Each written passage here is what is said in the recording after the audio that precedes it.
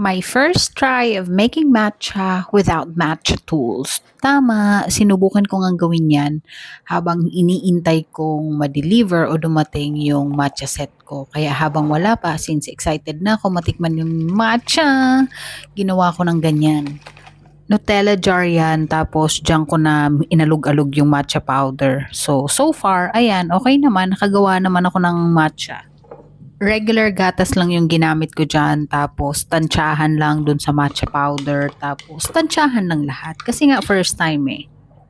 Nagustuhan ko naman yung ginawa ko, pero alam ko may mas sasarap pa dyan sa mga susunod kong pagtimpla ng matcha.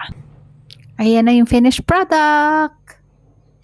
Actually, hindi siya masyadong green na green. Para siyang maputlang green yung kulay. Tapos, yung lasa niya nung wala pang kahit water lang yung kasama, mapait siya. Tapos, nilagyan ko na ng gatas, syempre. So, eto na yung final product. Tapos, hindi ako naglagay ng ice. Siguro i-enjoy ko muna, i-absorb ko muna, nanamnamin ko muna yung lasa ng matcha nang walang kahit anong ice o walang sweetener. So, bali, eto lang muna, matcha powder, warm water, tsaka gatas. Ayun lang muna.